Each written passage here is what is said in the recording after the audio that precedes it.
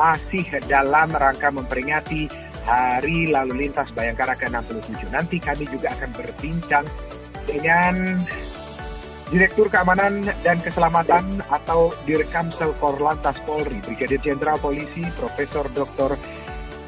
Krisnanda Dwi Laksana MSI. Selamat malam Pak Krisnanda, salam presisi. Selamat malam Mas, salam presisi, salam lalu lintas yang aman, selamat, tertib dan lancar. Salam lalu lintas, sehat selalu ya Pak ya? Sama Mas. Saya kalau ngobrol sama Pak Krisnanda ini santai tapi penuh dengan ilmu begitu ya. Malam hari ini kira-kira saya dapat ilmu apa lagi? Pak Krisnanda, sebelumnya saya Sultan Takdir Ali Sabana mewakili segenap kru yang bertugas mengucapkan selamat Hari Lalu Lintas Bayangkara ke-67 ya Pak ya. Terima kasih. Baik, Bapak, apa catatan Korlantas Polri pada Hari Lalu Lintas Bayangkara ke-67 di tahun 2022 ini? Pak Krisnanda, silakan. Iya, kita selalu mempunyai pemikiran atau spirit di dalam melaksanakan tugas-tugas polisi di bidang lalu lintas atau kalau boleh dikatakan sebagai road safety policing. Karena polisi ini adalah penjaga kehidupan, pembangun peradaban dan pejuang kemanusiaan. Maka catatan penting adalah pada keutamaan. Kita harus selalu mengingat dan kembali pada keutamaan polisi dalam pemolisiannya, yaitu pada kemanusiaan, keteraturan sosial, dan juga pembangunan peradaban. Nah, di sini maksudnya adalah polisi bekerja ini selalu berpikiran atau berupaya untuk mengangkat harkat martabat manusia, karena sumber daya manusia adalah aset utama bangsa. Dan yang kedua, polisi bekerja melalui pemolisiannya adalah untuk mewujudkan dan memelihara keteraturan sosial. Kalau di bidang lalu lintas, tentu keteraturan sosialnya adalah aman, selamat, tertib, dan lancar. Kemudian peradaban. Kita semua sadar bahwa lalu lintas ini adalah refleksi budaya bangsa. Dan sehingga kita menunjukkan bahwa kalau kita punya kesadaran, maka kita akan bertanggung jawab dan disiplin. Karena lalu lintas ini urat nadi kehidupan, refleksi budaya bangsa, dan cermin tingkat modernitas. Begitu, Mas. Nah, Bapak, kalau kita lihat kecanggihan teknologi kan sudah terus berkembang begitu ya. Proses penilangan pun juga sudah mengalami kemajuan. Proses bagaimana menertibkan masyarakat untuk berkendara juga sudah mengalami kemajuan. Dengan tilang elektronik, kemudian juga kamera, ada di mana-mana sekarang di kota-kota besar begitu. Nah ini dalam menghadapi perubahan yang sangat signifikan, kemudian dengan kemajuan teknologi, tentu dong di sini sumber daya manusia dari Kepolisian Negara Republik Indonesia, khususnya Korlantas Polri, harus bisa menyesuaikan. Nah, pasti ada tantangan tersendiri dong Pak. Apa yang menjadi catatan dari tantangan ini kalau menurut Bapak? Ya, kita ini ketika melakukan suatu upaya ya menghadapi, tadi kalau katakan lalu lintas juga refleksi tingkat modernitas, berarti kita dinamis. Melihat disrupsi yang begitu cepat, berarti kita harus membuat suatu grand strategi, menyiapkan aturan, panduan, pedoman, SOP sampai kepada petunjuk-petunjuknya, sehingga ini jelas apa yang harus dilakukan dan apa yang tidak boleh dilakukan. Dan serta kita ini menyiapkan sumber daya manusia untuk bisa mengawakinya. Nah, maka ketika grand strategi ini kita mempunyai yang namanya konteks dan konsep road safety policing, menerapkan smart policing. Smart policing ini harmonisasi antara konvensional policing, electronic policing, dan forensic policing. Nah, konteks konvensional policing yang seperti masih banyak dilakukan ya sekarang ini. Nah, kita kemudian mengembangkan pada model electronic policing karena mau tidak mau di era revolusi industri 4.0, di era digital, kita ini dituntut untuk memberikan pelayanan yang prima, yang berstandar cepat, tepat, akurat, transparan, akuntabel, informatif, mudah diakses. Nah, konteks di sini secara elektronik adalah membangun back office. Berarti back office application berbasis artificial intelligence dan Internet of Things yang berbasis pada IoT atau juga hal-hal yang lain, sehingga back office ini akan menjadi pusat K3I, pusat komunikasi, koordinasi, komando pengendalian, dan informasi. Dan di sini nanti semua data dikumpulkan melalui berbagai aplikasi tentunya. Ini kita bisa kembangkan untuk mendukung program pemerintah melalui Big Data System, One Stop Service, karena ini adalah pengembangan sistem pemerintahan berbasis elektronik. Kemudian kita mengembangkan juga pada forensic policing. Nah, forensic policing ini kalau kita menyadari bahwa permasalahan tidak hanya yang biasa, tetapi ada yang karena masalah kimia, biologi, masalah virus, dan lain sebagainya. Nah, era kenormalan baru ini ketiga hal yang kita kembangkan di dalam menghadapi disrupsi ini. Kemudian yang selanjutnya adalah polisi lalu lintas ini melalui road safety policing di era digital tentu didukung IT for road safety. Nah, IT for road safety ini kita melihat ada acuan pada RUNK atau Rencana Umum Nasional Keselamatan. Jadi kita membangun TMC, Traffic Management Center, ini untuk mendukung road safety management. Kita membangun Safety and Security Center untuk mendukung safer road atau jalan berkeselamatan. Kita membangun Electronic Registration and Identification itu untuk mendukung safer vehicle atau kendaraan yang berkeselamatan. Dan kita membangun Safety Driving Center ini untuk mendukung kaitannya dengan safer people. Nah, atau pengguna jalan yang berkeselamatan serta Intelligent Traffic Analysis untuk mendukung post crash atau pasca terjadi kecelakaan. Nah, konteks inilah, maka di lain itu kita ada intervensi dan juga ada kontrol. Intervensi berarti membangun sistem dan juga kita infrastruktur pendukung dan lain sebagainya. Kemudian intervensi kita melakukan sistem penegakan hukum secara elektronik atau boleh dikatakan di bidang lalu lintas pada Electronic Traffic Law Enforcement. Konteks ini tentu akan ada digital record, ada traffic attitude record atau catatan perilaku berlalu lintas. Semua pelanggaran ini akan ada poinnya. Sehingga poin-poin misalnya pelanggaran ringan atau pelanggaran administrasi ini poinnya 1. Pelanggaran sedang ini berdampak kemacetan poinnya 3. Pelanggaran berat berdampak kecelakaan ini poinnya 5. Nah, ketiga poin ini maka akan dikembangkan pada demerit point system untuk sistem perpanjangan SIM. Ini misalnya 1 tanpa uji ulang, memberikan apresiasi kepada para pelanggar yang pada para pemegang SIM yang selama memegang SIM dia tidak pernah melakukan pelanggaran, tidak ada riwayat kecelakaan, atau kalau melanggar poinnya di bawah 12. Yang kedua adalah uji ulang karena dia melanggar atau pelanggarnya lebih dari 12 poin, pernah terlibat kecelakaan. Kemudian cabut sementara dengan keputusan hakim atau keputusan pengadilan ini karena mabuk, ugal-ugalan, narkoba, overload, overdimension dan lain sebagainya. Dan cabut seumur hidup dengan putusan pengadilan karena terlibat tabrak lari. Nah, hal inilah yang nanti kita kembangkan model pada smart management dan smart operation. Semua ini akan kita kembangkan pada konteks dan konsep model smart city. Smart city yang pada pendekatan road safety policing. Sehingga pelayanan prima, one stop service, kemudian quick response time, semua bisa dilakukan dengan cepat, tepat, akurat, transparan, akuntabel, informatif, dan mudah diakses. Selanjutnya adalah kita semua ketika melakukan sistem IT ini harus ada algoritma. Kita mengembangkan algoritma road safety. Nah, algoritma road safety ini menjadi bagian penting, ini berupa infografis, info statistik, info virtual, yang merupakan prediksi, antisipasi, dan solusi yang bisa diakses on time, real time, dan anytime.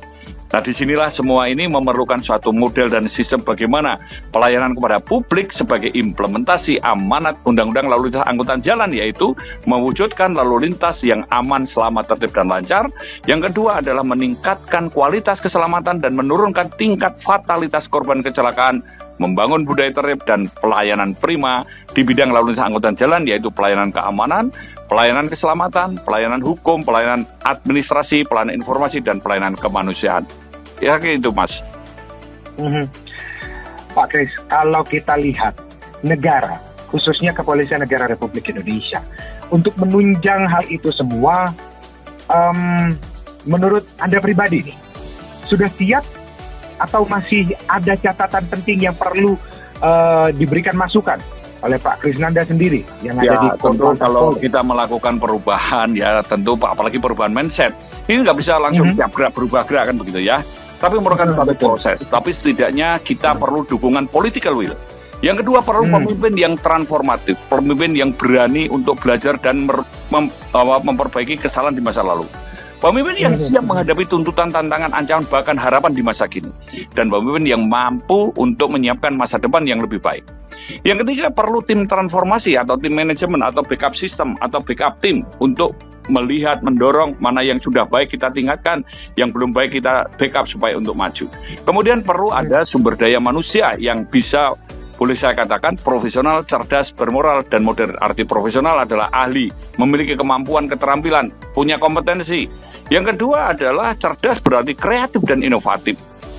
Bermoral ini semua dibangun atas dasar kesadaran, tanggung jawab, dan disiplin. Dan modern ini tadi saya katakan dinamis atau juga mengembangkan dengan berbasis ilmu pengetahuan dan teknologi.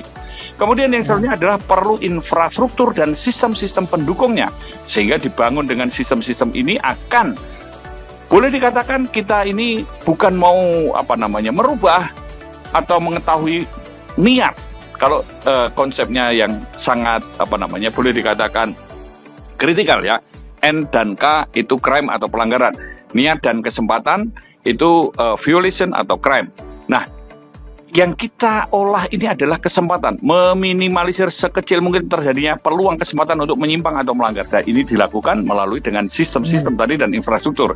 Kemudian kita perlu membangun program unggulan. Dari program-program unggulan ini, misalnya kalau kita membangun model smart city, kampung tertib berlalu lintas, literasi road safety coaching, mengembangkan safety driving center, dengan mengembangkan master trainer dan training, serta kita juga membangun banyak hal yang boleh katakan sifatnya berbasis kepada riset. Ini kita mengembangkan ada traffic accident research center, bisa road safety research and development dan lain sebagainya, sehingga kita bisa menghasilkan adanya indeks road safety atau setidaknya ada potret road safety.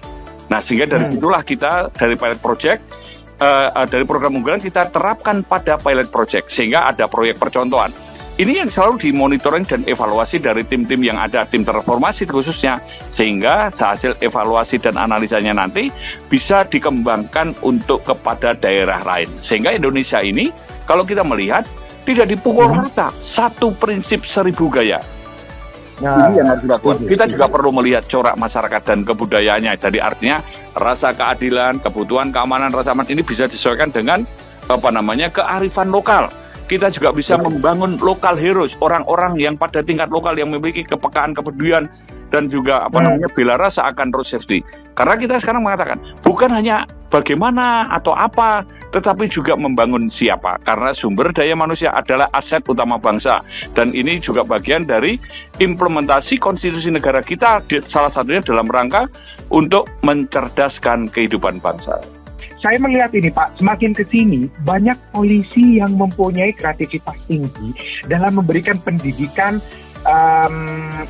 kalau kita sempitkan dalam berlalu lintas, itu banyak loh Pak di media sosial berseliweran, entah itu Facebook, Instagram, TikTok, dan lain sebagainya. Nah, ini bagi saya pribadi melihat ini lebih banyak mengenanya kepada masyarakat pesan-pesan yang disampaikan.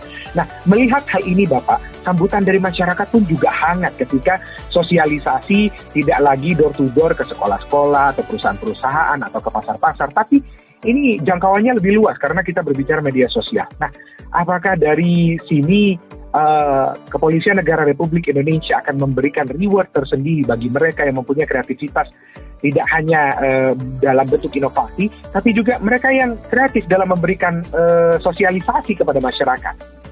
Ya, kalau kita bekerja melihat bahwa polisi menjadi profesional itu dasarnya pada SOP, Standard Operation Procedure, gitu ya. Sehingga standarnya di dalam SOP itu ada job description dan job analysis. Standarisasi keberhasilan pelaksanaan tugas. Yang ketiga adalah sistem penilaian kinerja, dan yang keempat adalah sistem reward and punishment, dan kelima adalah etika kerja. Artinya do dan don't ini jelas. Karena mau tidak mau, kita semua ini adalah bekerja dengan ketulusan, kerja dengan sesuai dengan tupoksinya atau tugas pokok dan fungsinya. Sehingga kalau kita melakukan ini era digital, maka manajemen media ini menjadi penting. Intelijen road safety ini dikembangkan, bahkan kita mengembangkan ada intelijen media atau intelijen road safety management. Karena mau tidak mau di era digital ini, media menjadi bagian untuk bisa menyampaikan, men-sharing, mentransformasi dengan cepat, dengan tepat, dengan akurat, dengan transparan, dengan akuntabel, dengan informatif dan mudah diakses. Nah, ini mau tidak mau, kita perlu ada orang-orang yang juga memiliki kemampuan kreativitas untuk dialog. Karena mau tidak mau, polisi di dalam pemolisiannya ini perlu dialog. Karena dialog ini adalah komunikasi. Kalau kita belajar ya, inti dari administrasi adalah manajemen. Inti manajemen adalah kepemimpinan. Inti kepemimpinan adalah pengambilan keputusan. Inti pengambilan keputusan adalah human relation. Human relation adalah bagian penting karena hakikatnya di situ. Karena tugas dan fungsi polisi untuk mengangkat harkat dan martabat manusia, dan ini untuk keselamatan, untuk keamanan, untuk memberikan perlindungan, pengayoman, pelayanan kepada para pencari keadilan atau pada seluruh bangsa. Dan ini supaya kita juga memberikan suatu pencerahan, karena mau tidak mau inspiring. Karena polisi ini di dalam manage media menurut saya adalah satu, harus menginspirasi, menunjukkan hal yang baik dan benar. Dan ini juga bisa untuk memotivasi, memberikan solusi. Dan ini untuk komunikasi. Dan ini juga bisa meng-counter isu hal-hal yang kontraproduktif atau hoax. Karena ini era post-truth, tentu banyak hoax yang berseliweran, banyak pembenaran, banyak by design. Dan ini tentu fun, karena harus menghibur. Karena mau tidak mau, saya mengatakan, polisi bekerja ini seni. Karena untuk memanusiakan, ini bagian dari art policing. Pemolisian dengan pendekatan seni budaya dan melalui media. Maka menjadi polisi harus sadar bahwa dirinya ini menjadi penjaga kehidupan, menjadi pembangun peradaban, dan pejuang kemanusiaan. Sehingga kalau ada satu kekeliruan yang boleh dikatakan ketidakmampuan atau kelalaian, ini harus berani meminta maaf. Kita karena harus transparan, harus akuntabel, dan harus juga menyadari di dalam masyarakat yang modern dan demokratis perlu ada pengawasan dan pembatasan kewenangan polisi, ataupun kita boleh akuntabel. Pekerjaan yang dilakukan kita harus pikirkan baik-baik, karena pekerjaan-pekerjaan kita ini akan berdampak besar, berdampak luas. Sehingga akuntabilitas polisi dalam pemolisian adalah pertanggungjawaban secara moral, niat kita baik dan benar untuk mencerahkan, untuk memandaikan, untuk hal-hal yang baik dan positif lainnya. Yang kedua adalah kita bertanggung jawab atau akuntabilitas secara hukum, karena pekerjaan kita berdampak pada hukum. Yang ketiga adalah akuntabilitas secara administratif, karena kita ini bagian dari administrasi negara, maka kita juga perlu membangun suatu sistem akuntabilitas secara administratif. Dan kita ini akuntabilitas secara fungsional, ini berfungsi sebagai capacity atau capacity building, atau perkuatan untuk meningkatkan kualitas kinerja profesional daripada kepolisian. Dan ini akuntabilitas secara sosial, karena ini akan berdampak luas dan bermanfaat bagi masyarakat. Sebagai penutup, dalam catatan penting Korlantas Polri di Hari Lalu Lintas Bayangkara tahun 2022 atau bertepatan dengan ke-67.